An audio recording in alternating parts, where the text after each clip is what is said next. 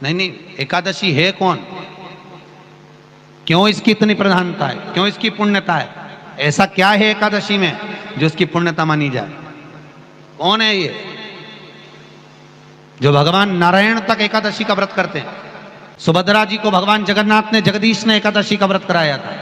बद्रीनारायण भगवान को माता लक्ष्मी ने एकादशी का व्रत कराया था। क्यों? चंद्रायण एकादशी व्रत की माता। एकादशी है कौन? तो कहा जिसको व्रत करने पर भगवान नारायण भी जिसका व्रत करते हो, भगवान माता लक्ष्मी जिसका व्रत करती हो, वो एकादशी है कौन? तो शास्त्र वर्णन करता है महाराज, स्कंद पुराण का सुंदर चातुर्मास्य खंड के अंतर्गत वर्णन आया है महाराज। एक बार भगवान विष्णु आनंद में विराजमान थे, पद्मावती और माता लक्ष्मी दोनों उनके पास में विराजी हुई थी।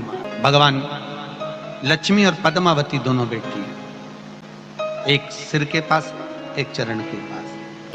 कुछ समय बाद वहीं पर ब्रह्मदेव का आगमन हुआ और ब्रह्मा जी आगमन पाकर भगवान नारायण पद्मावती से लगकर उठे और उठकर लक्ष्मी की ओर झुके।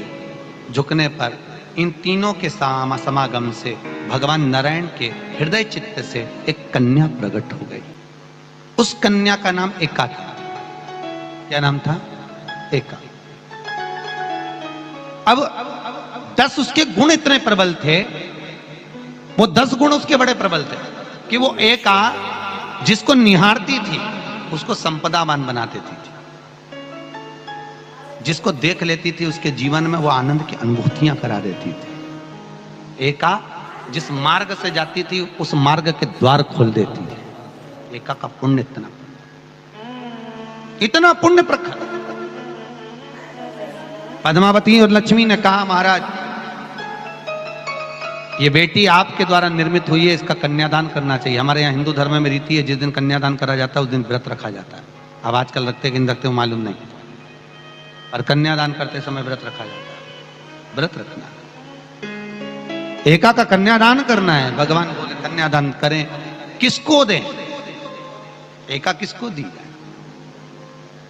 एका प्रदान किसको करी जाए? पुण्यता किसको दी जाए?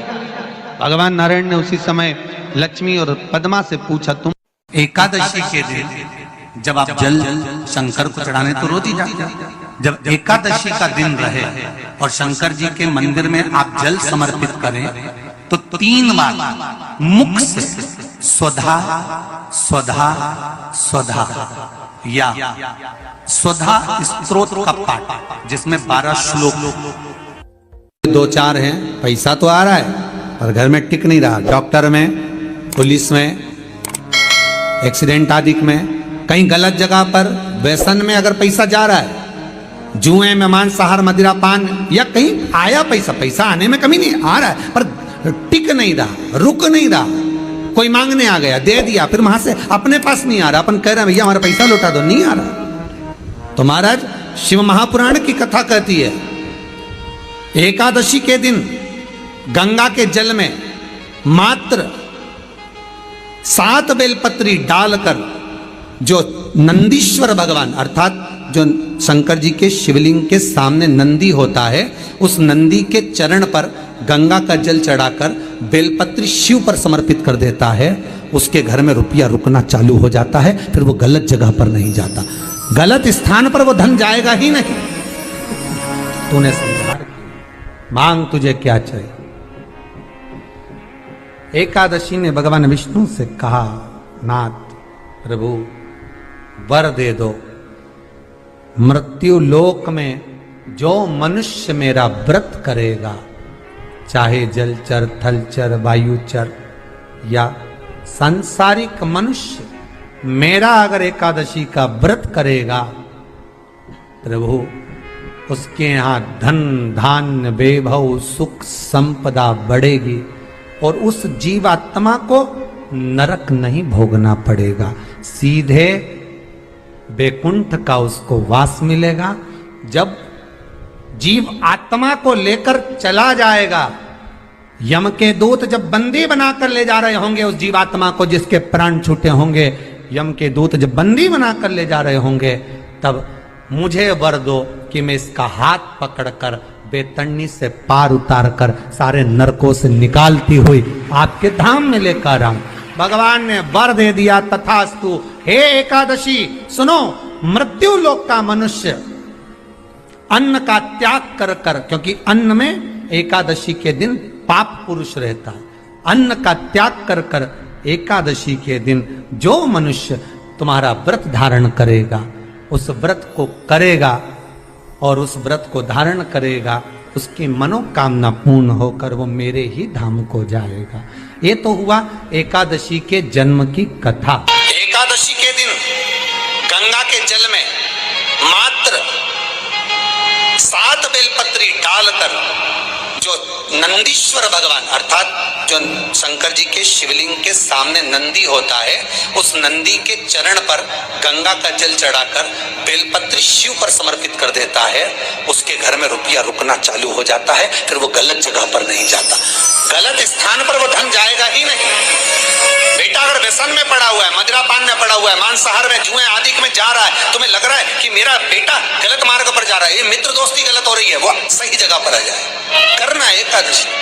कई लोग इसको धन के लिए भी करते हैं, संपदा के लिए। संपदा के लिए अर्थात जिसका व्यापार नहीं चलता, जिसके घर में पैसा नहीं आता, या नौकरी नहीं लग रही, या सर्विस नहीं लग रही, आप अप्लाई कर रहे हो, जगह जगह जाकर इंटरव्यू भी दे रहे हो और पैसा नहीं आता, तो उसके लिए भी प्रयास किया जाता है। पर उसके लिए यहाँ पर जो धन के लिए करते हैं, उसके लिए विष्णुपदी के लिए करते हैं। मतलब जैसे गंगा के जल में तुलसी के 11 पत्ते डाले जाते हैं और उसको किसी भी नारायण के मंदिर में, राम कृष्ण शिव शंकर नहीं, राम कृष्ण भगवान विष्णु दत्त आदि जितने नारायण के मंदिर हैं, उस मंदिर में किसी भी पात्र में, एक छोटे से पात्र में उसको भरकर रखी जाते हैं महाराज। उससे भी जॉब सर्विस नौकरी में सफलता प्राप्त हो जाती है। परंतु वो भी एकादशी को ही होता है। कुछ देर तक पात्र को रखा जाता है, फिर वही पात्र का जल किसी भी वृक्ष के नीचे डाल दिया जाता है, उससे भी नौकरी के लिए फायदा मिलता है। गंगा का जल कोई साधारण नहीं।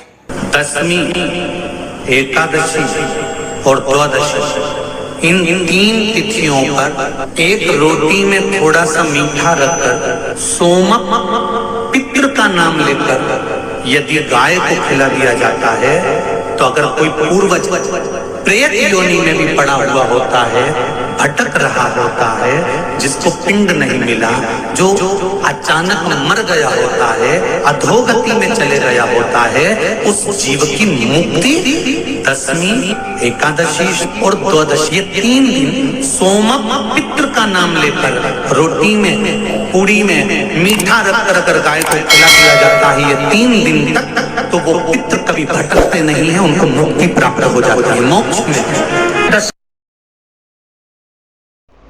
ओम नमः शिवाय, श्री शिवाय नमस्तुभ्यम। स्वागत है आपका शिव महापुराण उपाय में। तो दोस्तों, आज हम एक बार फिर से बात करने जा रहे हैं 8 मई बुधवार एकादशी के उपाय के बारे में। एकादशी के दिन कौन सा उपाय करना है, कैसे करना है, वो गुरु पंडित प्रदीप मिश्रा जी ने इस उपाय में बताया है। तो दोस्तों, आइए इस कथा को सुनते हैं और पूज्य गुरु पंडित प्रदीप मिश्रा द्वारा बताए गए इस उपाय को जानते हैं। उपाय को सुनकर, कथा को सुनकर ही उस उपाय को करेंगे। और इस एकादशी के दिन यह उपाय करना बहुत ही फलदायक माना जाता है। तो दोस्तों, मैं उम्मीद करूंगा कि आप सभी लोग इस उपाय को करेंगे और इस उपाय को जानेंगे, समझेंगे, जैसा कि महाराज पूज्य गुरु पंडित प्रदीप मिश्रा जी ने बहुत ही सरल विधि द्वारा इस उपाय को बताया है। तो आइए सुनते हैं इस कथा को।